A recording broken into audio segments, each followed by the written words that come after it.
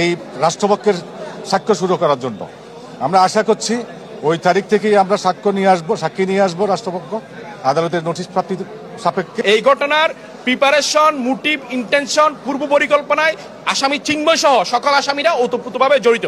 এজাহার চার্জশিট, তারপর আপনার সুরতাল রিপোর্ট, ময়নাতদন্ত রিপোর্ট 161, আসামিদের 164, সিসিটিভি ক্যামেরা, অর্থাৎ এই মামলার জব্দকৃত আলামত সবকিছু কাগজপত্র পর্যালোচনায় যারা হত্যাকাণ্ডে অংশ নিয়েছিল তাদের বিরুদ্ধে দণ্ডবিধানের 147, 148, 149, 302 এবং 34 ধারায় চার্জ গঠন করেছেন।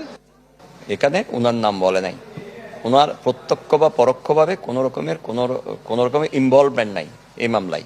এই চার্জের এগেইনস্টে আমরা উচ্চ আদালতে যাব, মহামান্য হাইকোর্টে যাব, সেখানে আমরা 561 করব। উনি একজন সন্ন্যাসী এবং উনি ছোটবেলা থেকে ব্রহ্মচর্যের ভিতরে বড় হয়ে উঠেছেন এবং উনি বৈষ্ণব ধর্মের অনুসারী। যেই মতবাদটা হচ্ছে কাউকে কোনো প্রকার আঘাত না করা। প্রশাসনের তরফ থেকে এবং চট্টগ্রাম বারের সম্মানিত বিজ্ঞ আইনজীবীদের কাছ থেকে আমরা যথেষ্ট সহযোগিতা পাচ্ছি। এটা শুনে দেখে আমি সন্তুষ্ট হলাম। বিচারটা যাতে শুরু হয়েছে, সাক্ষীরা যেন সাক্ষী দিতে আসতে পারে নির্বিঘ্নে এই যেন সরকারের নিরাপত্তা দেয়।